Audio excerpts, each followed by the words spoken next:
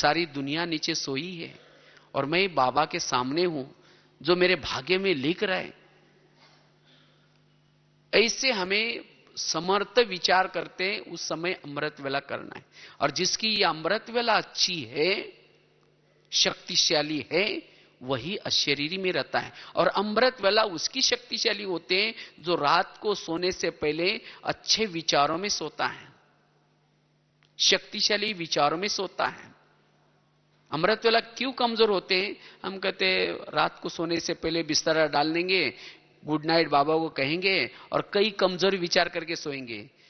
कहेंगे तो अभी तो घड़ी में 4 को 5, कहेंगे अभी तो सारा दिन हमने दिन में रेस्ट नहीं किया, घर में बहुत मेहमान आए थे और अभी सर्दी भी बहुत ज्यादा है, पता नहीं मेरी अमृत वेला होगी या नहीं होगी। बाबा प्लीज मुझे 4 बजे जरूर जगा देना, क्योंकि दोपहर को मैंने रेस्ट नहीं किया था, कल सवेरे उठना है, फिर बर्तन मांजना है, ये करना है, वो करना है। ऐसे ऐसे विचार करते करते सो जाएंगे। फिर सोते सोते ये भी विचार आएंगे, इसने आज मुझे ऐसा बोला, इसने ऐसा बोला। और जब सवेरे उठेंगे, बाबा तो ओबेडिएंट सर्वेंट है, उठाएगा, लेकिन सवेरे उठते ही देखेंगे अभी घर में 4 को 5 मिनट कम है, थोड़ा और 5 मिनट के लिए सो जाते, क्योंकि दोपहर को मैंने रेस्ट नहीं किया था, घर में मेहमान आए थे, वही बात याद आएगी। तो 5 मिनट के लिए जाएंगे, सो जाएंगे तो 5 बजे का पता भी नहीं चलेगा। अच्छा उठ भी गए तो भी थकान महसूस होगी, क्यों? सोने के पहले आप ऐसे सोए हैं। इसीलिए अगर मुझे अमृत वेला अच्छा करना है, सोने के पहले अव्यक्त वाणी पढ़ करके या अच्छी अवस्था में सो जाए, उसकी अमृत वेला अच्छी। तो अमृत वेले की तरफ अटेंशन। क्लास के पहले भी आकर के, चाहे सेंटर में चाहे मधुबन में, क्लास के पहले योग का टाइम रहता है। जो क्लास के पहले आकर के थोड़ा सा वो टीचर का रिस्पेक्ट रखता है, टीचर का आह्वान करता है, मुझे पढ़ाने के लिए कौन आ रहा है, कितनी ऊंची पढ़ाई है, इस नशे में बैठ करके योग करके जो मुरली सुनता है, वो मुरली से भी बल मिलता है। बस सीधा आकर के मुरली में बैठ गए, वो मुरली में बुद्धि में भी नहीं बैठेगी, यहां से निकल गए मुरली की बातें भी भूल जाएगी, मुरली का सारा दिन चिंतन भी नहीं चलेगा। अशरीरी कैसे बन सकते हैं? इसीलिए अगर मुझे मुरली से बल लेना है, इसके लिए अब थोड़ा सा योग करके फिर मुरली सुननी है। जो योग करके मुरली सुनता है, उसको मुरली से बल मिलता है, वो सारा दिन अशरीरी में रह सकता है, और जो अशरीरी रहता है वो समस्या का समाधान करता है। इसीलिए हमें क्लास के पहले वाला नुमा शाम का योग, रात को सोने के पहले, बीच बीच में ट्रैफिक कंट्रोल, इन बातों में अटेंशन रखते हैं, तब अशरीरी बन सकते हैं। इसलिए अमृत वेले का योग सारा दिन की दिनचर्या के योग का महत्व रखना है। और लास्ट की बात है, अगर मुझे अशरीरी का अभ्यास करना है, अनुभव करना है, जिसे हमें जीवन की समस्या का समाधान करना है, इसके लिए पवित्रता की धारणा जरूरी है। पवित्रता के बिना अशरीरी अनुभव नहीं हो सकता। पवित्रता और अशरीरी स्थिति, इसका बहुत गहरा कनेक्शन है। अगर मेरी अशरीरी स्थिति नहीं रहती, इसका मतलब मेरे पवित्रता में कोई प्रॉब्लम है। भले मैं स्थूल में ब्रह्मचारी हूं, लेकिन जरूर मनसा वाचा कुछ प्रॉब्लम है। बाबा ने यहां आने वालों को सबको क्यों कहा है कि बच्चे तुम्हें पवित्र जरूर बनना है। अगर नहीं, कई कई तो मुरली में बाबा ने यह भी कहा कि अगर पवित्र नहीं रहते तो नहीं आओ तो भी अच्छा है। क्यों ये बाबा ऐसी स्ट्रिक्ट बातें बोलते हैं? क्योंकि इसके बिना आत्मा अनुभूति नहीं हो सकती, अशरीरी नहीं बन सकते। क्यों पवित्रता का क्यों महत्व है? जैसे पहले जमाने में एक दिया आता था, दिया या उसको चिमनी भी बोलते हैं, वो त्रिकोणा सा रहता था, उसके अंदर केरोसिन डालते थे और बीच में बाती रहती थी, उसको माचिस लगाओ, उसकी फ्लेम जलती रहती थी और वो फ्लेम से उजेरा मिलता था। वो फ्लेम क्यों जल रहे हैं? क्योंकि उस दिए के अंदर केरोसिन है और इसीलिए वो दीपक जल रहा है, वो फ्लेम जल रहे हैं। इसी तरह अगर हम योग में बैठते हैं, अगर योगी के शरीर का आकार देखो, एक दिया है, योगी अर्थ है एक दिया, एक चिमनी है, और इस चिमनी के अंदर पवित्रता, ये तेल है। जैसे उस चिमनी के अंदर, दिए के अंदर तेल नहीं है और माचिस लगाऊं, जलेगी? नहीं जलेगी। इसी तरह जिसके पास पवित्रता है, जिसने स्थूल में ब्रह्मचर्य का पालन किया है, मनसा वाचा कर्मणा पवित्रता की धारणा है, वो ऑटोमेटिकली अशरीरी रहता है। उसको कहने की जरूरत नहीं मैं आत्मा हूं, आत्मा हूं। इसीलिए पवित्रता का रिजल्ट है अशरीरी स्थिति। इसीलिए पवित्रता की तरफ हमें क्या करना है, थोड़ा सा ध्यान देना है। मनसा वाचा कर्मणा और स्थूल में भी। और जिसके पास जितनी पवित्रता की ऊर्जा अधिक है, उतना उसकी अशरीरी स्थिति गहरी है। आंधी आए, तूफान आए, समस्या आए, उसमें वो हिलेगा नहीं। उसका दिया, उसकी फ्लेम अगर हिलती है, इसका मतलब पवित्रता की धारणा की कमी है, क्योंकि उससे सुख मिल रहा है। इसीलिए हमें पवित्रता की धारणा की तरफ अटेंशन, और केवल पवित्र रहना इतना ही नहीं, लेकिन उस ऊर्जा को हमें योग करके आत्मा तक पहुंचाना। बाबा क्यों कहते बच्चे मन बुद्धि मेरे में लगाओ?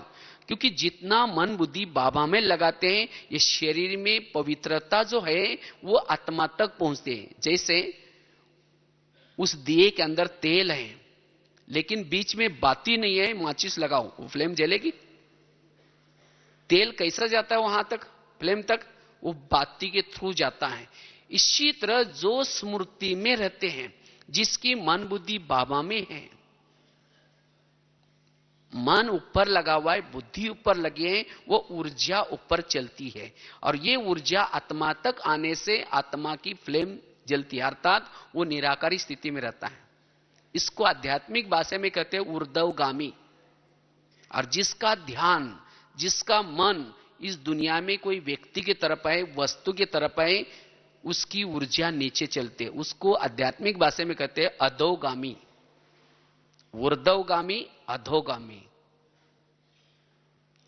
इसीलिए अगर मुझे अशरीरी का अनुभव करना है, पवित्रता और साथ में योग, केवल पवित्र रहने से नहीं है, लेकिन साथ में मुझे मन बुद्धि को ऊपर बार बार लगाना है। ऊपर लगाने से वो अशरीरी का अनुभव होगा। तो इस तरह से हमारे जीवन में बहुत सारी समस्या आती है, उसका कारण है देहभान, और उन समस्याओं का निराकरण है, कारणों का निवारण है अशरीरी स्थिति। कौन सी समस्या आती है, और हर एक कोई ना कोई, किसी के अंदर कुछ ना कुछ समस्या जरूर है। कहते हैं भाई मेरा और सब कुछ ठीक है, फिर भी मेरा इसके साथ बनता नहीं, या ऐसा होता है, वैसा होता है, या ऐसा करता है। ये सब क्यों संकल्प चले? क्योंकि मेरा देहाभिमान, मेरे देहाभिमान के कारण मुझे उसके अंदर की कमी दिखाई पड़ रही है। मैं देहाभिमान होने के कारण मैं उसके निगेटिव बातों को पॉजिटिव बना नहीं पा रहा हूं, उससे हल्के नहीं बन पा रहा हूं। फिर मैं चाहे कितना भी किसको बताए, तो बताने से भी नहीं होगा। इसीलिए मुझे क्या करना है, अशरीरी बनना है। और वो अशरीरी कैसे बने, उसके लिए भी युक्ति बताई। अशरीरी बनने के लिए जैसे पहली बताई, सारा दिन व्यर्थों से मुक्त। और व्यर्थों से मुक्त बनने के लिए कर्मों की गहराई का ज्ञान, हर आत्मा का अपना अपना पार्ट है, ये ज्ञान, नेगेटिव को पॉजिटिव, जीवन में जो होता है सब अच्छा होता है। जब बाबा कह रहा अच्छा होता है, फिर भी मैं संकल्प क्यों चलाऊं? ये ड्रामा का ज्ञान, ड्रामा, हम तो 4 मां के बच्चे हैं। मां कितनी है? 4। तो जो इस स्थिति में रहता है वो व्यर्थों से मुक्त है, और जो व्यर्थों से मुक्त है उसकी एनर्जी बच जाते हैं, और जिसे वो अशरीरी स्थिति में रह सकता है। इसीलिए वर्तमान समय हमें इस अशरीरी स्थिति के गहराई में जाने की जरूरत है, और इससे ही हम स्वराज्याधिकारी बन सकेंगे। इससे ही हम अपने संस्कारों को परिवर्तन कर सकते हैं, भाव स्वभाव संस्कार की समस्या का समाधान कर सकते हैं। हम अपने अंदर की जो वृत्ति दृष्टि कभी चंचल हो जाते हैं, उसके ऊपर जीत प्राप्त कर सकते हैं। जीवन में दैवी गुण और दैवी शक्तियों की अनुभूति कर सकते हैं। इतना ही नहीं, प्रभु मिलन का आनंद ले सकते हैं, कर्म योगी बन सकते हैं। इसीलिए जीवन की सभी समस्या का कारण है देहभान। देहभान सबसे बड़ा विकार है। देहभान माया का गेट है। काम आ जाता है या क्रोध आ जाता है, वो काम क्रोध छोटे हैं, उससे भी बड़ा है देहभान। देहभान के ऊपर देहभान को खत्म करेंगे तो बाकी छोटी छोटी बातें नहीं आएंगी। ये ईर्ष्या, घृणा, नफरत, ये सब क्यों आते हैं? देहभान के कारण। इसीलिए बाबा कहते बच्चे देही अभिमानी बनो, ये अशरीरी बनो। तो इसीलिए मुझे क्या करना है, बार बार इसका अभ्यास करना है, और इसी अभ्यास से हमारे जीवन की समस्या का हम समाधान कर सकेंगे और ब्राह्मण जीवन का आनंद ले सकेंगे। इसलिए वर्तमान समय का यही हमारा पुरुषार्थ है, और इस पुरुषार्थ का प्रारब्ध है भविष्य की प्राप्ति। जिसने जितना यह पुरुषार्थ किया है उतना उसको ऊंचा पद मिलता है। बाकी और कोई पुरुषार्थ नहीं, ये पुरुषार्थ। बाबा कहते हैं मैं कोई और मेहनत नहीं बताता हूं, बस इतनी मेहनत करो, अपने आप को आत्मा समझो और मुझे याद करो। ये दो बातें हर मुरली में बाबा की आती हैं। तो इसलिए इस अशरीरी के अनुभव जो करता है, जिसने एक बार ये अशरीरी स्थिति का अभ्यास किया, अनुभव किया, वो कोई भी बातों के प्रभाव में नहीं आएगा। उस समस्या का समाधान करेगा, वो बात ज्यादा झंझटों में नहीं जाएगा। संकल्प, विकल्प, बोल, वृत्ति। इसीलिए बाबा कहते बच्चे ये अभ्यास करो, ठीक है? यही हमारा पुरुषार्थ है। और इसलिए इस अभी नए साल में 2013 में, तो 2013 में हमें और कोई नहीं, ये धुन लगानी है, ये एक धुन में लगानी है। और जितना ये अशरीरी रहेंगे उतना फिर 13 में 13 हो जाएगा, ठीक है? ओम शांति।